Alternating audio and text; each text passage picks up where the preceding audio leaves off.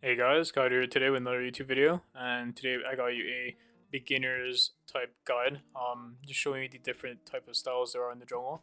And if you're new to this kind of role, this will help you a lot, just to show you what champions you can play. Maybe you are into a certain style, maybe like bruisers, and you might want to play a bruiser. Maybe you want to see if there are other types of different like champions you want to play, and you want to know what they kind of want to do, and we'll go over that.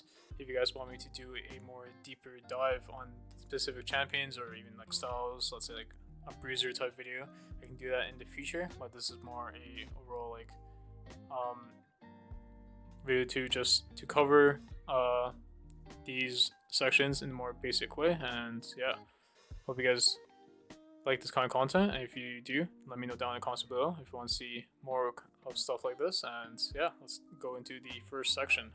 First, we got playmaking, which is Nocturne and Vi. I mean, there are more playmakers in jungle, of course. Like Jarvan could be considered a playmaker, but these champions are very level 6 relines.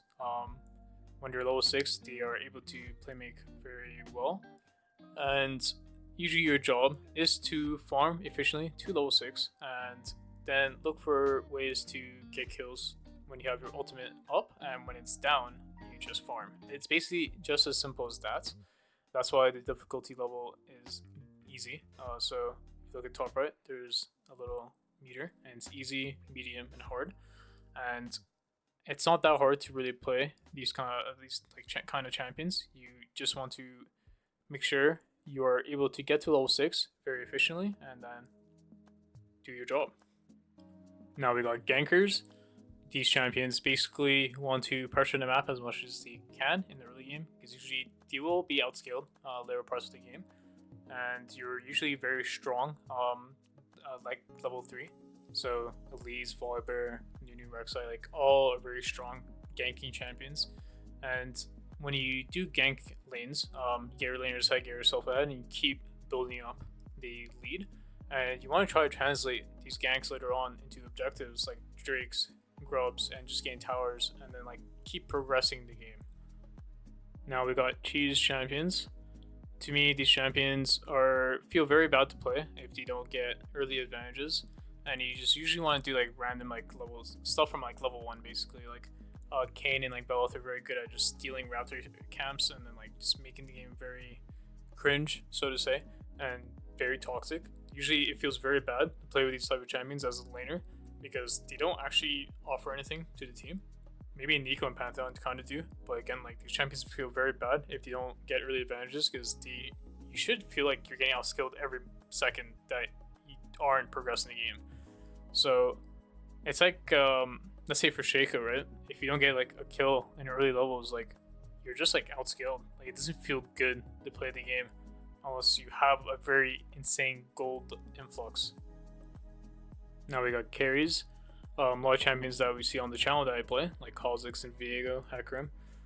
These champions to me are very strong to pretty much carry from the jungle role, and you want to know how to farm efficiently on these champions because they do require a lot of gold, a lot of XP. Also, like for Hecarim, you want gold and XP. Kha'zix, you want a lot of gold early on, but you want a lot of XP later on for like your evolves.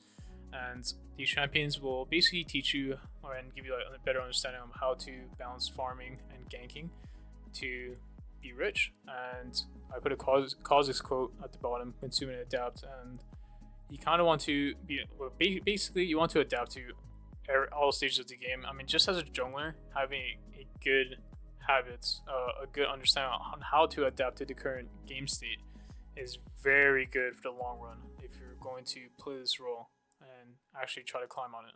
And I would say these champions' difficulty is pretty mid range.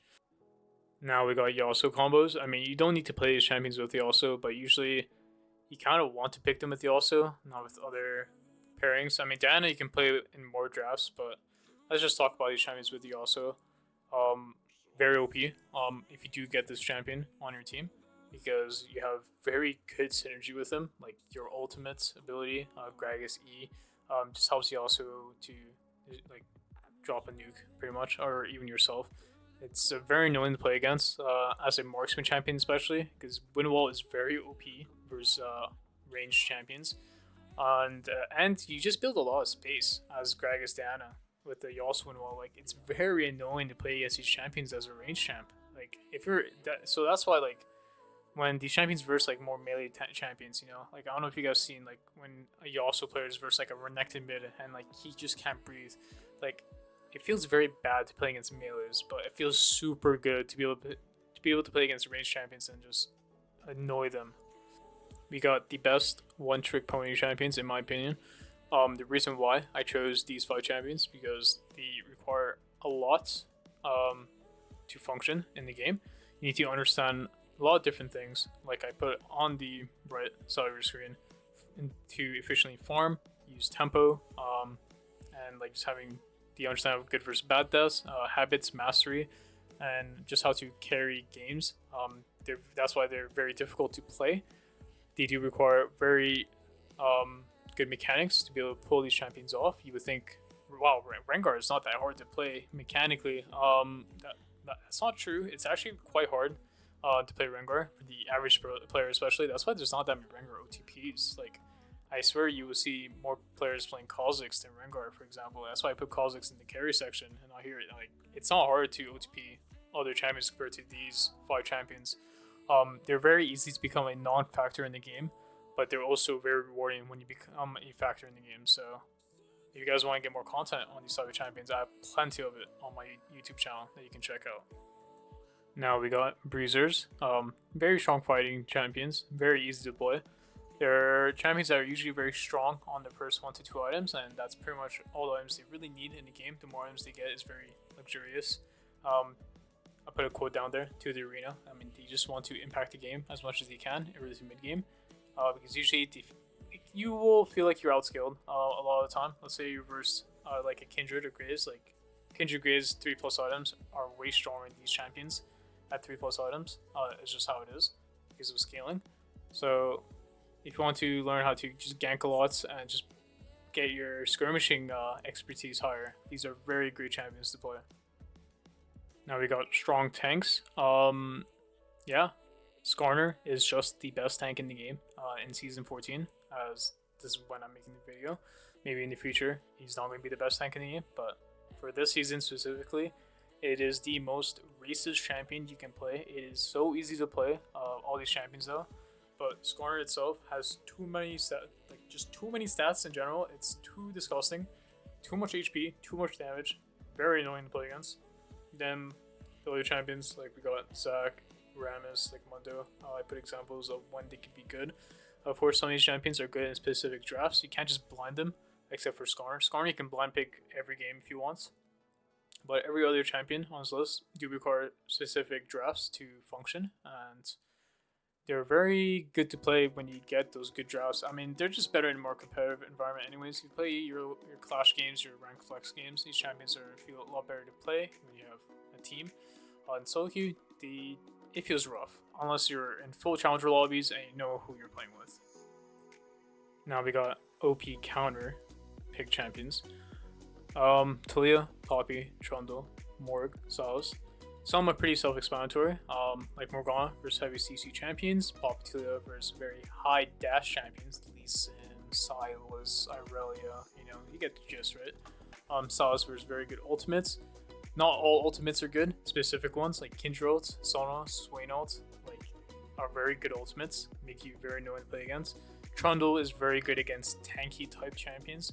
Do think this champion's not that great though in recent patches, but I mean if you're into playing Trundle and want to go crazy in the early game, which this champion is very broken in the early stages of the game, maybe you can get free 10-15 minute wins just taking any fights, because he does have a lot of stats, but you do want to fight a lot though. They're very easy to play because when you do pick them, it feels very simple on how you want to win the game. So yeah. Okay. The last section, niche, very mid-range difficulty.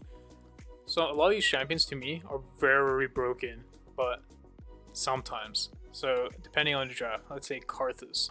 Karthus is super broken when he's solo AP. He never wants to be double AP or whatever. He must be solo AP, and this champion does too much damage later on in the game. You want to just farm 10-12 CS a minute, and you want to play with champions that protect you very hard.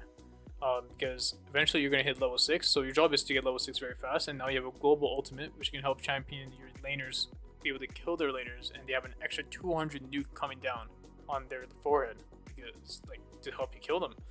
And Ivern, is another champion I think is very broken, but he's getting specific drafts. You want to have double marksman or just very tanky champs, because then he makes them harder to kill pretty much. You have like champs like River Shen, Shyvana. I don't know. I put her in niche, but I think it kind of depends when she's good, because she can play AP or AD, so it kind of just depends on that champion. Gwen, Fiddle, Rumble, very great champions. As you can see, a lot of these champions are very level 6 reliant, except Ivern, I guess. They want to like take over the game in their own way. Like, you got River Shen.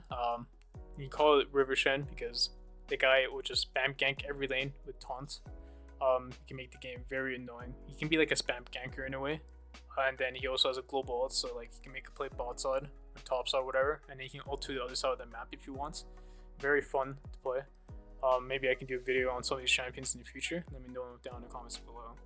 And yeah, if you guys want to pick up these champions, I do suggest you watch videos on them to understand their jobs in the game, because when you shouldn't lock them blind pick every game unless you have the specific draft. But when they are good and you see the angle, you will have very high chance of winning the game.